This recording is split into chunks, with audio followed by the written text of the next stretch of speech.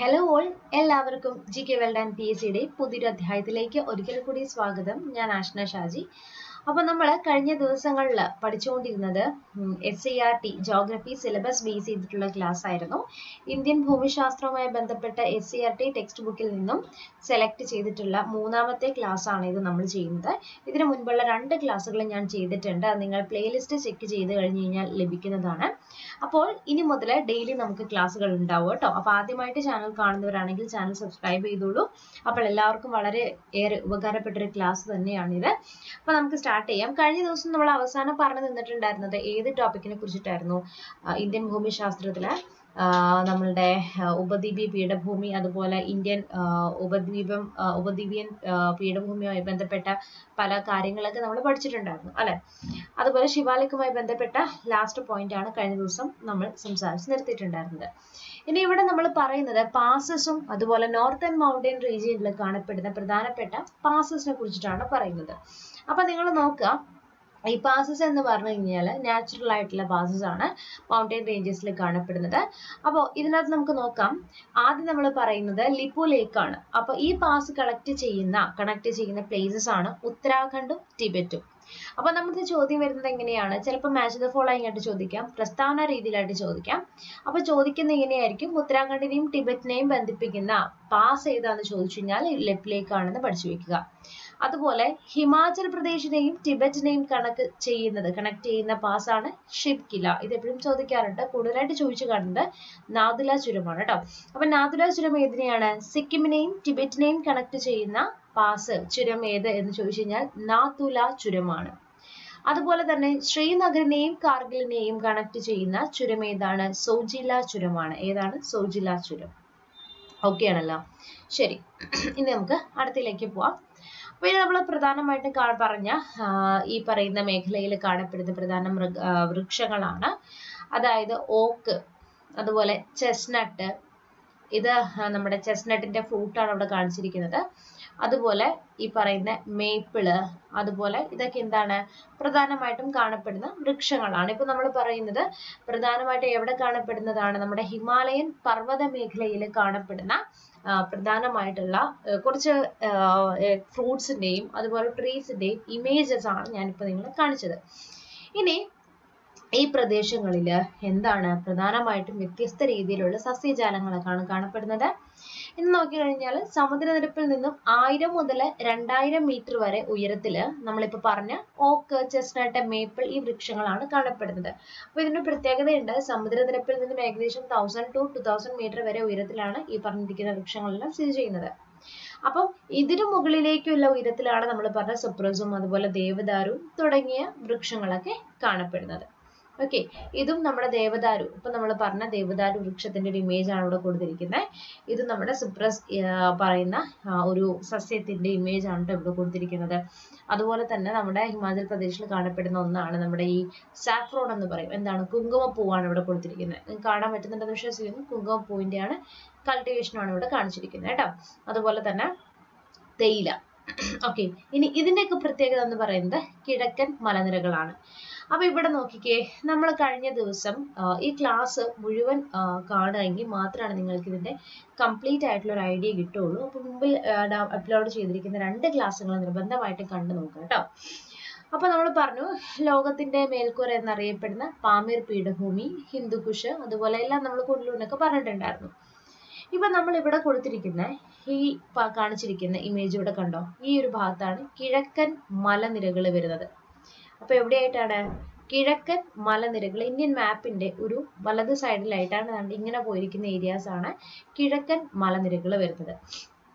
അതിൽ തന്നെ നമ്മളിവിടെ കൊടുത്തിട്ടുണ്ട് ഈ 1 എന്ന് പറഞ്ഞു കൊടുത്തിരിക്കുന്ന കണ്ടോ? ഇവിടെയാണ് പത്കാബിയും നാഗിയും സ്ഥിതി ചെയ്യുന്നത്. 1ഉം 2ഉം ഏകദേശം പത്കാബിയും നാഗിയാണ് വരുന്നത്. ഇനി മൂന്നാമത്തത് ഇവിടെ സ്ഥിതി ചെയ്യുന്നതാണ് ഖാസി, ഖാരോ, ജയന്തിയ കുന്നുകൾ. ഇന്ത്യൻ ചരിത്രത്തിലെ വളരെ പ്രധാനപ്പെട്ട കുന്നുകളാണ് ഖാസി, ഖാരോ, ജയന്തിയ കുന്നുകളൊക്കെ. ആൻഡ് ദ ലാസ്റ്റ് 4 വരുന്ന ഈ ഒരു ഭാഗം കണ്ടോ? ഇവിടെയാണ് മീസ കുന്നുകൾ സ്ഥിതി ചെയ്യുന്നത്. അപ്പൊ ഇത്രയും ഏരിയാസ് ആണ് നമ്മുടെ കിഴക്കൻ മലനിരകളിൽ നമുക്ക് വരുന്നത്.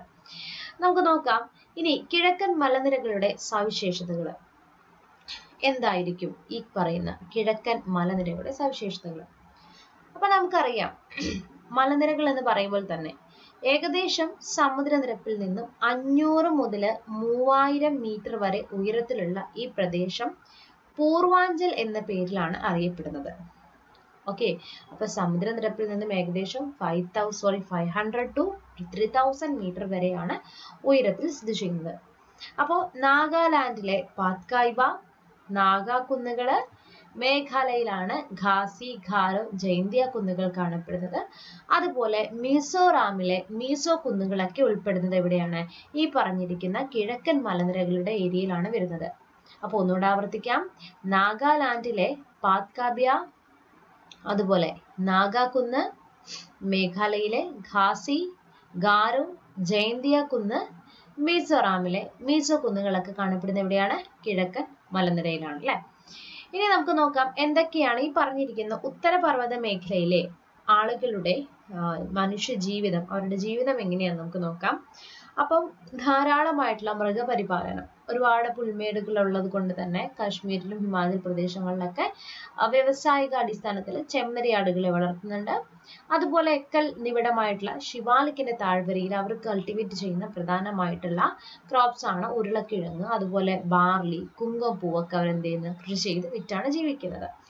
അതുപോലെ തന്നെ കൂടുതലായിട്ട് തേയില ഉൽപ്പാദിപ്പിക്കുന്നത് അസമിലാണ്. പിന്നെ ഏറെ പ്രകൃതി ഭംഗിയുള്ള ഉത്തരപർവ്വത മേഖല വിനോദസഞ്ചാരികളുടെ പർദീസ എന്നാണ് അറിയപ്പെടുന്നത്. ഈ പറഞ്ഞിരിക്കുന്ന ഷിംല, ഡാർജിലിംഗ്, കുളു, മണാലി ഇവയൊക്കെ സുഖവാസ കേന്ദ്രങ്ങളിലാണ്. ഓക്കെ, അപ്പൊ ഇത്രയാണ് അതിന്റെ പ്രത്യേകതകൾ എന്ന് പറയുന്നത്. ഇനി നമ്മൾ പറയാൻ പോകുന്നത് ഉത്തരപർവ്വത മേഖലയിലെ മണ്ണിനങ്ങളുമായി ബന്ധപ്പെട്ടാണ്. അപ്പൊ നമുക്ക് നോക്കാം. ഈ പറഞ്ഞിരിക്കുന്ന ഉത്തരപർവ്വത മേഖലയില് തവിട്ട് നിറത്തിലും കറുത്ത നിറത്തിലുമുള്ള മണ്ണാണ് പ്രധാനമായിട്ടും ഇവിടെ കാണപ്പെടുന്നത്. അപ്പൊ ഇവിടെ എന്ന് പറഞ്ഞു കഴിഞ്ഞാൽ പൊതുവെ ഫലപുഷ്ടി കൂടിയ ഈ മണ്ണ് പർവ്വത മണ്ണെന്നാണ് അറിയപ്പെടുന്നത്. അപ്പൊ ഏറ്റവും ഫലപുഷ്ടി കൂടിയ മണ്ണാണ് പർവ്വത മണ്ണ്. അപ്പോൾ തവിട്ട് നിറത്തിലും അതുപോലെ കറുത്ത നിറത്തിലുമുള്ള മണ്ണാണ് ഈ പറഞ്ഞിരിക്കുന്ന ഉത്തരപർവ്വത മേഖലയിൽ കാണപ്പെടുന്നത്. പൊതുവെ ഫലപുഷ്ടി കൂടിയ ഈ മണ്ണ് പർവ്വത മണ്ണെന്നുള്ള പേരിലാണ് എന്ത് ചെയ്യുന്നത്? അറിയപ്പെടുന്നത്. ഓക്കെ, ഇനി ഉത്തരപർവ്വത മേഖലയുടെ പ്രാധാന്യം എന്താണ് എന്ന് നമുക്ക് നോക്കാം. ഇവിടെ ശ്രദ്ധിച്ചോളൂ. പ്രധാനമായിട്ടും വൈദേശിക ആക്രമണങ്ങളിൽ നിന്നും നമ്മളെ സംരക്ഷിക്കുന്നു. മൺസൂൺ കാറ്റുകളെ തടഞ്ഞു നിർത്തി ഉത്തരേന്ത്യയിൽ ഉടനീളം മഴ പെയ്യ്ക്കുന്നു. ശൈത്യകാലത്ത് വടക്ക് നിന്നും വീശുന്ന വരണ്ട ശീതക്കാറ്റിനെ ഇന്ത്യയിലേക്ക് കടത്തിവിടാതെ ചെറുക്കുന്നു. വൈവിധ്യമാർന്ന സസ്യജന്തുജാലങ്ങൾ കാണപ്പെടുന്നു. പ്രധാനമായിട്ടുള്ള നദികളുടെ ഉത്ഭവം, അതുപോലെ ധാരാളമായിട്ടുള്ള സുഖവാസ കേന്ദ്രങ്ങളൊക്കെ ഈ പറഞ്ഞിരിക്കുന്ന ഉത്തരപർവ്വത മേഖലയിൽ സ്ഥിതി ചെയ്യുന്നു. ഇവയെല്ലാം തന്നെയാണ് ഉത്തരപർവ്വത മേഖലയിലെ പ്രാധാന്യം എന്ന് പറയുന്നത്. അപ്പൊ ഇത്രയുമാണ് ഉത്തരപർവ്വത മേഖലയുമായി ബന്ധപ്പെട്ട കാര്യങ്ങൾ നമുക്ക് പഠിക്കാനുണ്ടാകുന്നത്. ഇനി അടുത്തൊരു ഏരിയയിലേക്ക് നമ്മൾ നടക്കുകയാണ്. നമ്മൾ കടക്കാൻ പോകുന്നത് ഹിമാലയൻ നദികളുമായി ബന്ധപ്പെട്ടാണ്. അപ്പൊ ഹിമാലയൻ നദികളെ കുറിച്ച് കുറച്ച് കാര്യങ്ങൾ നമ്മൾ ഹിമാലയം പഠിച്ചു പോകും അല്ലെ, നമ്മൾ പറഞ്ഞിട്ടുണ്ടായിരുന്നു. അതായത് പ്രധാനമായിട്ടും ഹിമാലയത്തിൽ നിന്ന് ഉത്ഭവിക്കുന്ന നദികളായതുകൊണ്ടാണ് ഹിമാലയൻ നദികൾ എന്ന് പറയപ്പെടുന്നത്. ഓക്കെ, പ്രധാനമായിട്ട് നിങ്ങൾക്ക് ഇവിടെ കാണാൻ പറ്റുന്നുണ്ടല്ലോ, ഈ പറയുന്ന സിന്ധു നദി ഹിമാലയൻ നദികളിൽ ഒന്നാണ്. ഓക്കെ, ഹിമാലയൻ നദികൾ ഒരു നദിയാണ് സിന്ധു നദി. അതുപോലെ തന്നെ നമുക്ക് വരുന്ന മറ്റൊന്നാണ് നമ്മുടെ ഗംഗാ നദി. ഓക്കെ, ഗംഗാ നദി. അതുപോലെ തന്നെ മറ്റൊന്നാണ് ബ്രഹ്മപുത്ര നദി. ഈ 3 നദികളുമാണ് പ്രധാനമായിട്ടും എന്ന് പറഞ്ഞിരിക്കുന്നത്. അതാണ്ട് നമ്മുടെ 3 ഹിമാലയൻ നദികൾ. നിങ്ങൾ ഇങ്ങനെ എഴുതി വെക്കുക: ബ്രഹ്മപുത്ര, ഇൻഡസ് അല്ലെങ്കിൽ സിന്ധു, ദെൻ ഗംഗ. ബിഗ് എന്ന് പറയുന്ന 3 നദികളാണ് ഇവിടെ കൊടുത്തിരിക്കുന്നത് കേട്ടോ. അപ്പോ ഇവിടെ നിങ്ങൾക്ക് കാണാൻ പറ്റുന്നുണ്ട് ഗംഗയുടെ ഉത്ഭവസ്ഥാനം എവിടെയാണെന്ന് ചോദിച്ചു കഴിഞ്ഞാല് ഗോമുഖ് ഗുഹയാണ്. എവിടെയാണ്? ഗംഗയുടെ ഉത്ഭവസ്ഥാനമാണ് ഗോമുഖ്.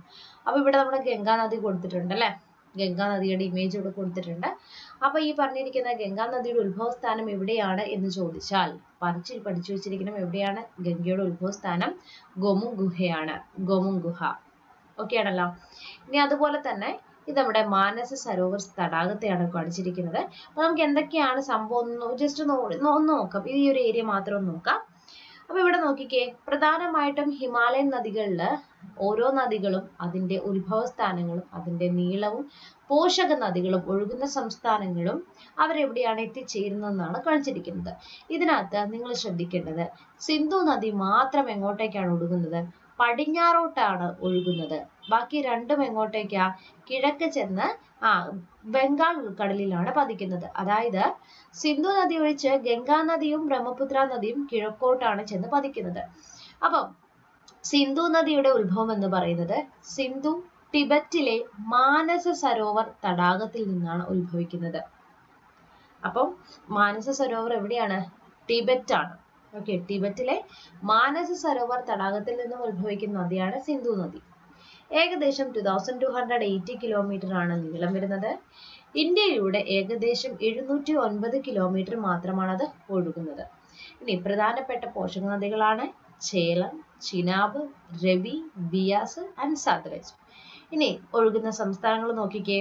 ജമ്മു കാശ്മീർ UT ആണ്, അതൊഴിച്ച് ഹിമാചൽ പ്രദേശും പഞ്ചാബ്. ഇനി ഇത് വന്ന് പതിക്കുന്നത് അറബിക്കടലിലാണ്. ഇനി നോക്കാം ഗംഗാ നദിയുടെ ഉത്ഭവം ഗംഗോത്രി ഗ്ലേസിയറിൽ നിന്ന് എവിടെയാണ്? ഗോമുഖ് ഗുഹയിലേക്കാണ്. ഏകദേശം 2500 കിലോമീറ്റർ ആണ് നീളം. ഇത് പോഷക നദികള് യമുന, ഗാംഗ്ടോക്ക്, ഗോമതി, കോസി, ഘാഗ്ര. ഒഴുകുന്ന സംസ്ഥാനങ്ങളാണ് ഉത്തർപ്രദേശ്, ഉത്തരാഞ്ചൽ, മധ്യപ്രദേശ്, ബീഹാർ ആൻഡ് വെസ്റ്റ് ബംഗാൾ. അതുപോലെ ബംഗാൾ ഉൾക്കടലിലാണ് വന്ന് പതിക്കുന്നത്. ഇനി ബ്രഹ്മപുത്ര നദിയുടെ ഉത്ഭവസ്ഥാനം ടിബറ്റിലെ ചെമങ്യോങ്ദുങ് ഹിമാനിയിൽ നിന്നാണ്. നീളം ഏകദേശം 2900 കിലോമീറ്റർ ആണ്. ഇന്ത്യയിലൂടെ ഒഴുകുന്നത് ഏകദേശം 725 മാത്രമാണ് ബ്രഹ്മപുത്ര നദി ഒഴുകുന്നത്. ഇനി ഇതിന്റെ പ്രധാന പോഷക നദികളാണ് തീസ്ത, മാനസ്, ലൂഹിത, ദിബാങ്, സുബൻസിരി. ഒഴുകുന്ന സംസ്ഥാനം അരുണാചൽ പ്രദേശ്, ആസാം, സിക്കിം, പശ്ചിമ ബംഗാൾ. ആൻഡ് ഇതൊന്ന് പതിക്കുന്ന എവിടെയാണ്? ബംഗാൾ ഉൾക്കടലിലാണ്. ഓക്കെ, അപ്പൊ നമ്മുടെ സിലബസ് അനുസരിച്ച് SCERT ടെക്സ്റ്റ് ബുക്ക് ബേസ് ചെയ്തിട്ടുള്ള ക്ലാസ് ആണ് കേട്ടോ നമ്മളിവിടെ കാണിച്ചിരിക്കുന്നത്. എന്തെങ്കിലും സംശയങ്ങളോ അഭിപ്രായങ്ങൾ ഉണ്ട് എങ്കിൽ നിങ്ങൾ എന്ത് ചെയ്യുക? നമ്മുടെ കമന്റ് ബോക്സിൽ ഒന്ന് കമന്റ് ചെയ്ത് ചോദിക്കാവുന്നതാണ് കേട്ടോ. അപ്പൊ ഇവിടെ നോക്കിക്കേ, നമുക്ക് പ്രധാനമായിട്ടും PSC പരീക്ഷയ്ക്ക് തയ്യാറെടുക്കുന്ന ഉദ്യോഗാർത്ഥികൾ ഉണ്ടെങ്കിൽ നിങ്ങൾക്ക് അൺഅക്കാഡമി എന്ന് പറയുന്ന പ്ലാറ്റ്ഫോം വഴി ക്ലാസ്സുകൾ ചേർന്ന് പഠിക്കാവുന്നതാണ്.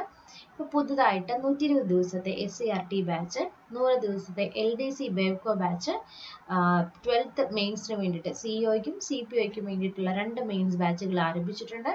അതുപോലെ വില്ലേജ് ഫീൽഡ് അസിസ്റ്റന്റിന് വേണ്ടിയിട്ടുള്ള ഒരു 3ാമത്തെ ബാച്ച് ആരംഭിച്ചിട്ടുണ്ട്. HSAക്ക് വേണ്ടിയിട്ടുള്ള ഒരു ബാച്ച് കോഴ്സ് ലഭ്യമാണ്. അപ്പോൾ പ്ലസ് സബ്സ്ക്രിപ്ഷൻ എടുത്താൽ നിങ്ങൾക്ക് ഇഷ്ടമുള്ള അധ്യാപകരിൽ നിന്ന് പഠിക്കാം. കംപ്ലീറ്റ് ആയിട്ടുള്ള എക്സാം പ്രിപ്പറേഷൻ, റെഗുലർ ആയിട്ടുള്ള ഡൗട്ട് ക്ലിയറിംഗ് സെഷൻസ് ഒക്കെ നിങ്ങൾക്ക് ലഭിക്കുന്നതാണ്. അപ്പോൾ ഈ കാണിച്ചിരിക്കുന്ന ഫീസിൽ നിന്നും 19% ഫീസ് ഡിസ്കൗണ്ട് കിട്ടാനായിട്ട് നിങ്ങൾക്ക് ആഷ്ന ഷാജി എന്ന റെഫറൽ കോഡ് ഉപയോഗിക്കാവുന്നതാണ്. അല്ലെങ്കിൽ നിങ്ങൾക്ക് ഷാഫി ഐ എന്ന റെഫറൽ കോഡ് യൂസ് ചെയ്യാം. ഓക്കെ, അപ്പൊ ബെറ്റർ നിങ്ങൾ ഈ ഒരു വീഡിയോ കാണുന്നവരാണെങ്കിൽ ഷാഫി ഐ എന്ന റെഫറൽ കോഡ് യൂസ് ചെയ്യാൻ മറക്കണ്ട. ഒപ്പം തന്നെ നിങ്ങൾക്ക് എൻ്റെ ക്ലാസ്സുകൾ റെഗുലർ ആയിട്ട് നമുക്ക് എല്ലാ ദിവസവും രാത്രി 8 മണിക്കും 11 മണിക്കും അതുപോലെ 5:30ക്കും അൺഅക്കാഡമി വഴി എൻ്റെ ഫ്രീ ക്ലാസ്സുകൾ നിങ്ങൾക്ക് തികച്ചും സൗജന്യമായി ലഭിക്കുന്നതാണ്. അപ്പോൾ 11 മണിക്ക് SCERTയുടെ കെമിസ്ട്രി അതായത് സയൻസ്, രാത്രി 8 മണിക്ക് ഇംഗ്ലീഷ്, മലയാളം, SCERT ബാക്കി സബ്ജക്റ്റുകളും, 5:30 PM NCERT ബേസ് ചെയ്തിട്ടുള്ള ക്ലാസ്സുകളും അൺഅക്കാഡമി വഴി നിങ്ങൾക്ക് ലഭിക്കുന്നതാണ്. സൗജന്യ ക്ലാസ്സുകൾ, സൗജന്യ ക്രാഷ് കോഴ്സിൽ ജോയിൻ ചെയ്യാൻ വേണ്ടിയിട്ട് നിങ്ങൾ താഴെ കാണുന്ന നമ്മളുടെ ഗ്രൂപ്പിൽ ജോയിൻ ചെയ്യാൻ മറക്കണ്ട. അപ്പോൾ എന്തെങ്കിലും സംശയങ്ങൾ ഉണ്ടെങ്കിൽ കമന്റ് ബോക്സിൽ കമന്റ് ചെയ്യുക. നമ്മളുടെ ടെലഗ്രാം ഗ്രൂപ്പിലും വാട്സാപ്പ് ഗ്രൂപ്പിലും ജോയിൻ ചെയ്യുക കേട്ടോ, സൗജന്യ ക്ലാസ്സുകൾക്കും നോട്ട്സിനും വേണ്ടിയിട്ട്. താങ്ക്